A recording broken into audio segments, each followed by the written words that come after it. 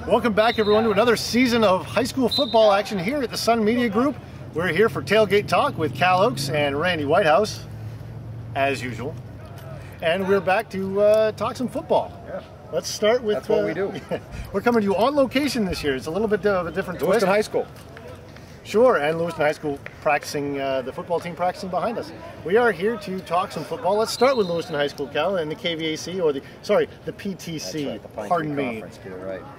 And since we're here, let's start with the Blue Devils. Well, I guess there's been a lot of talk about Lewiston and Edward Little, the two Twin Cities teams, kind of changing identity this year, and Edward Little being more of a run the ball and do some different things than they were able to do with their personnel last year, whereas Lewiston has Ronnie Turner at quarterback that we're going to be talking about quite a bit as the season goes along, and that they might maybe throw the ball a little bit, but it's still a Bill County coach team. Of course. Randy, you had a chance to talk with Bill earlier. Give me a kind of a synopsis of what you think is going to happen here. He thinks the talk of them throwing the ball is a bit overblown, and it probably is. But the big name this year is the quarterback, Ronnie Turner, and whereas in past years it's been running backs like Jared Turcott and Wesley Myers, so naturally that's going to get a great deal of focus. But that's where a lot of the talent is. He has some talented receivers. They're still going to run the ball. They still have some kids that can make some plays carrying the ball on the ground, but it's going to be a little bit different Lewiston team than we've normally seen. Well, we've heard Randy talk about it. Let's go and find out what Bill had to say. Now, you're going through a midlife crisis here with your career as far as passing the football more this year? Oh, no, I think rumors of the offensive change have been greatly exaggerated. I think Ronnie Turner is a pretty special kid at quarterback, and we are going to throw the ball, I think, more than we ever have. But I'm not going to, abandon who I am and start spreading the field and throwing it every down. But I think you'll see a little bit more diversity than you've seen in the last, 6 or 7 years. And you still have some very talented running backs to depend on. I do. Andy Polk is a 100-meter, track star in the spring. He's extremely fast. And Jeff Keane is a little bit smaller, more of the scat type back. So I think, with Cody Dussault returning at fullback, I think our running game is pretty healthy. So I think you'll still see that coming out of us. Perhaps the strength of this team is up front. You got lots of experience up there, guys who have been through the trench wars, and I'm sure you're counting on a lot from them on both sides of the football. Absolutely. They're not big kids. Matter of fact, I don't know if I have one that's over 6 feet. But they're all very strong and very quick.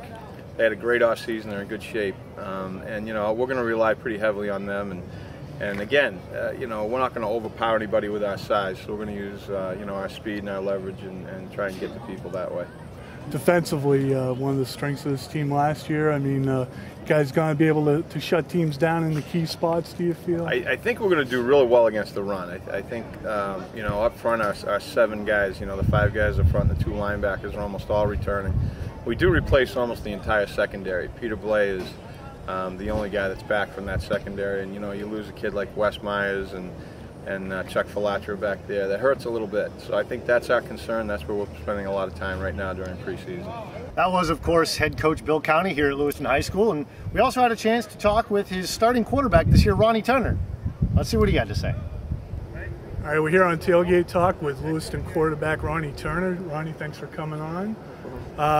Just talk about how your role may have changed this year. Some people are talking about Lewiston putting the ball up in the air a little bit more. Yeah. You pretty excited about that? Well, yeah, I felt as a junior we were more of a running team because we had Wesley Myers, obviously a great tailback. But you don't really have a great tailback like Wesley Myers. So I guess coach is putting his faith in me this year, opening up a little bit, spread teams out, see if they can guard us. We got a few guys on the perimeter. Peter Blay, Nick Weeks. Speed guys, make them guard us a little bit, try to give teams a different look. Talk about that receiving core that you have, because you got a pretty darn good arm there. You can throw the ball downfield. You got guys that can run under it and catch it. Yeah, well, Peter Blay, he's always been explosive. He wasn't really seen last year because we had Chuck Filatra, our deep little threat, but he's a good receiver, a good go-to guy. And Nick Weeks is pretty explosive himself, a little fast guy. Right. He can jump really high, so. Yeah, I'm pretty confident when I throw the ball, he'll catch it. This your senior year, obviously there were other seniors in the huddle last year, but do you have more of a sense that it's your huddle this year? Yeah. I mean, you always do as a quarterback, but even more so this year? Yeah, this year I just feel like, like teams looking at me, like my emotions, what I'm going through during the game, so I got to be real consistent with that and have a good say in the huddle, so guys don't get down on themselves. They look at me as a leader, like, oh, he's doing the right thing, so it's good for me to do the right thing. So yeah, I feel like I need to step up.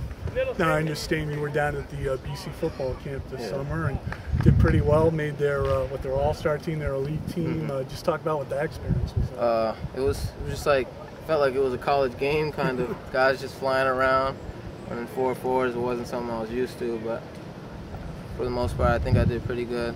Guys there gave me a lot of tips, little things that helped the team proceed on the season, so it was a fun experience for me. You've always been a pretty confident guy, but that really had to just give you a big boost of confidence coming into this. Yeah, well, they told us it's all about completions at the camp, not how far the guy can throw or how hard he can throw. So, you know, I took things from the camp, brought it here, and it seems to work out pretty well. Is that what you worked on was accuracy and timing? Yeah, well, yeah, because I feel everything is about timing, about your receivers and your relationship with your teammates. So I worked real hard in preseason, you know, get a good feel for my receivers, get a good relationship with my linemen. So, you know, when things get down to the wire, that it's time to go. All right, thanks for joining us. Thank you. I appreciate it. Back to you, Justin. And while Turner and County are quite compelling, there are, of course, other teams in the region that we have to concentrate on this year other than Lewiston High School. Let's keep it right here in the PTC. Let's start with Edward Little across the river and Oxford Hills and all these other PTC schools. Well, Edward Little making some adjustments, obviously, with a new quarterback and several new faces in the backfield and actually on both sides of the football. So probably a little cautious optimism there as some of those young guys get used to the varsity level. As far as Oxford Hills, their numbers have about doubled from the end of last year to the beginning of this year, and that's good news. The Vikings really struggled last year, down to about 25 kids at the end of the season, a winless season at that. So they kind of need to get some momentum going. They'll have a chance to play one of the big dogs in the conference in Lewiston on Friday night. The balance of power in the conference still seems to rest in the north. You have Skowhegan and Bangor and Lawrence all battling. A lot of people figure for the conference championship from that division. Mount Blue is up there, and they're looking to move up. They've been a borderline playoff team the last couple of years, and they have a pretty good nucleus coming back, and they're hoping to move up the ladder. Now, of course, Class A is one thing, but we've got a lot of other schools here as well. Levitt being certainly one of the big names in Class B this year, and of course Mountain Valley, always a big name in Class B. What are the chances you guys think of seeing a Levitt Mountain Valley Class B championship this year? Well, we've been talking about that possibly last year, and I think it's even more of a realistic possibility this year. I would say Mountain Valley would be the ones that, you know, Cape and New York are going to challenge them, no doubt, in Western B. It's a different deal, obviously, without having Justin Stayers and Matt Lebowskis, who, as Jim Elwood points out, probably were the best backfield in the state regardless of class last year, and I wouldn't argue with him one iota there. But Levitt certainly, I think, is the favorite in Eastern B, the other half of the Pine Tree Conference. Many would argue that Levitt was the best team in Eastern B over the balance of the season, but there was one team that just kept getting in their way, and that was Morse.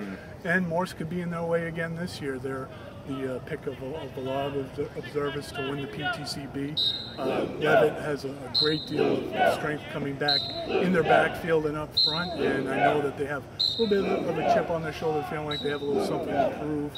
You got other teams such as Gardner and Warville also figure into the mix there. Class C looks a whole heck of a lot different this time around than it did 1 year ago. Just the increase from 10 to 14 teams in Western Maine. You have two divisions now. You have some old rivalries that aren't going to be renewed this year. You're not going to see Jay and Lisbon or Livermore Falls and Lisbon playing during the regular season. That's going to be tough for a lot of people to get used to. That stuff dates back to the old days of Mountain Valley Conference football. Certainly, Winthrop being a runaway champion last year, just dominated regular season and playoffs. This year, a little tighter pack. I think you see Dirigo as most people's favorite, with Jay and Livermore right behind. The power is definitely in the northern division, at least at first. Lisbon seems to be the strength of the south, along with Old Orchard Beach, and they play early in the season, so we may know where the power lies in the south come week 2.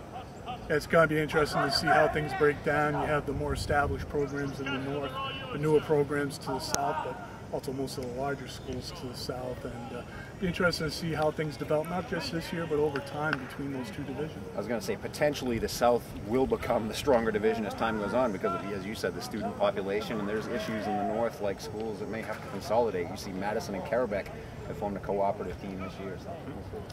Quick rundown of the schedule for you. We've got Oxford Hills at Lewiston this weekend. We've got EL at Brunswick, Hampton at Levitt, Mountain Valley at Lake Region, Jay at Sockawee Valley, Winthrop at Madison, and Mount Blue at Messalonskee, all on Friday night. your pick for the game of the week of that bunch on the Friday night? I'll go with Mount Blue and Messalonsky. Could be big for playoffs. I'll go with Edward Little Brunswick. That's always been a battle. It doesn't seem to matter what the team's records are. They tend to play early in the season. Brunswick's always ready for Edward Little. I think Brunswick will be physical as always, and Edward Little is going to have to prove themselves again. I think after a strong season in 2008. And real quickly on Saturday, Lisbon Oak Hill, apparently a new twist on. That's another one of those Class C mentions we mentioned earlier. Freeport, Dirigo, Cape Elizabeth, Poland, Livermore Falls, Boothbay, and Gray New Gloucester at Freiburg. Well, the two interesting games there to me are Oak Hill Lisbon, because it's a natural geographical rivalry that hasn't been played in a few years, because Oak Hill's been in Class B. Certainly Lisbon, one of the favorites in C, but Oak Hill, one of the bigger schools, so they're certainly viewed as a threat by some of the other coaches long term. And Livermore Falls Boothbay. Livermore Falls considered a favorite in Western C, as we mentioned, along with Dirigo and perhaps Jay, and those are two teams that like to run the ball. That game could take an hour and a half on Saturday night. Great, thanks a lot, guys. Appreciate it. Thank you again for joining us here on week 1 of our Tailgate Talk here at Sun Media Group. Have a wonderful day.